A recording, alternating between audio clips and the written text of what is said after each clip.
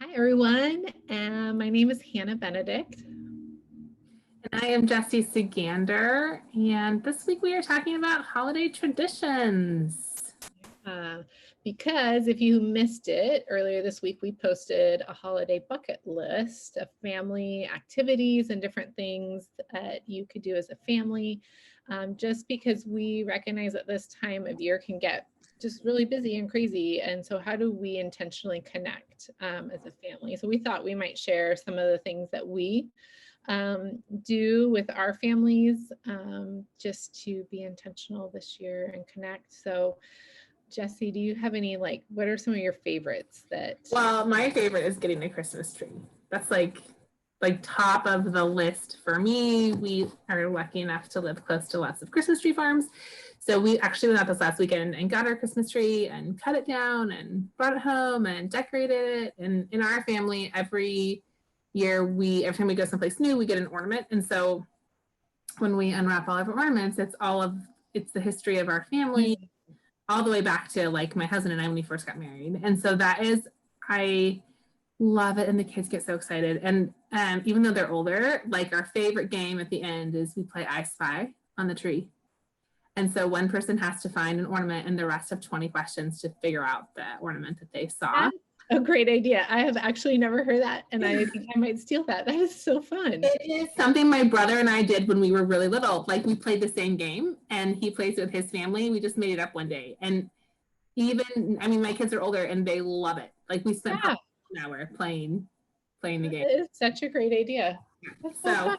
Yeah. that's one of my top bucket lists. The other one that I really love is we every year pick a night and at like 9 or 10 o'clock at night, depending on the age of your children, we pull the kids out of bed and go get hot chocolate from Starbucks and drive around our neighborhoods and look at Christmas lights. And it's always a night that they don't expect. And we've kind of figured out which neighborhoods have the best lights, and the kids just love it. And I just think like it's so simple, and we're not spending any money really, Yeah.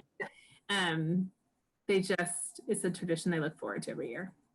Well, one of the things that, as you were saying that, especially with the ornaments, you know, research, if we're going to get that way, shows that like when we talk about, like when we tell stories, that creates connection because it creates our shared history. So the fact that you have worked into your traditions a way of like that shared history, like in recalling stories and recalling events, that helps build that family connection and bond even stronger. So it's like really fun. Your kids love it. They're not even thinking about that, but like you're building that sense of community.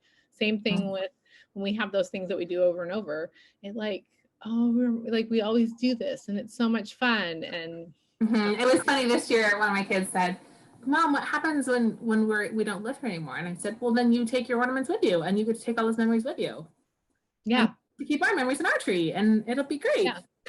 Well, because I was going to say, my grandparents have given us ornaments throughout the year growing up. And my tree is made up of, a lot of the ornaments on the tree are from that. And they wrote the date. And a couple years ago, I started just doing that for my own kids. And doing things that will remind them kind of that year. So again, sometimes, yes, it's if we've traveled, it might be a sport they played, like, there's a memory around that year. This year, I got ornaments that have face masks on animals that they like, because I thought, we got to remember 2020. Yeah. So like just doing things like that. And it's that same thing. They love getting them out. So yeah. Yeah. What about you? What do you do with your kiddos? So one thing that kind of really came to mind, and it kind of goes back to this, is that we have a couple like kind of baking traditions and like things that are really big that are not just like family, but they're heritage too. So my mom's side of the family has a lot of Swedish and Norwegian heritage, and so there are some like special treats that we make that especially from the Norwegian side. So my son just the other day was like, when are we going to make the lefse, which is like a thin potato pancake that is not easy to make on your own.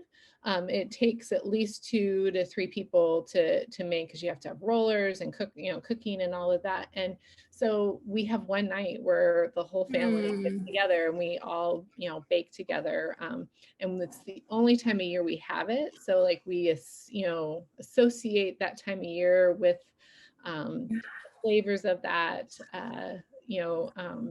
The other fun thing that we do is on Christmas Eve, our dessert is a scoop of vanilla ice cream with a birthday candle in it.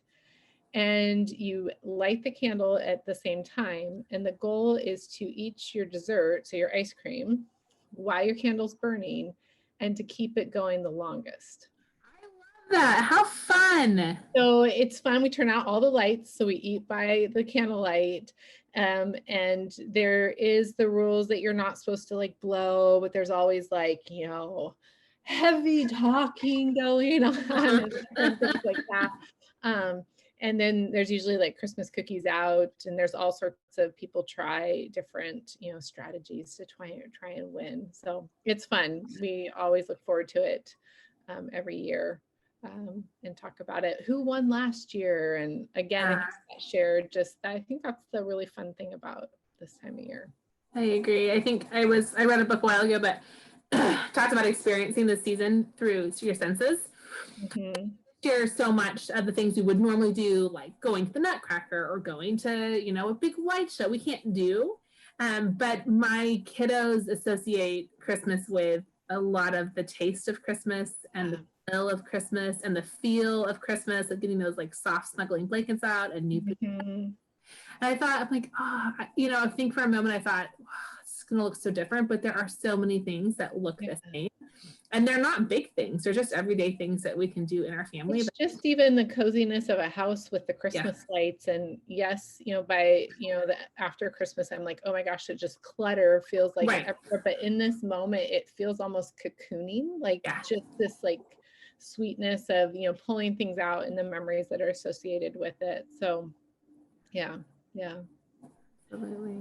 So with that, like with our holiday challenge or bucket list that we put together, like we would love to see some pictures of you and your family connecting, whether it's something off the list or it's, something, your own tradition and that you'd like to share with us. If you want to tag us when you post it, we're going to take all of those, names, the people that tag, and we're going to put it into a drawing for one of our for a free class from us. So, yeah. We are excited to continue to support you guys with all the big emotions that are around the holidays. Head over to actionparenting.org to learn more about our big emotions, what to do course, and stay connected and enjoy this holiday season.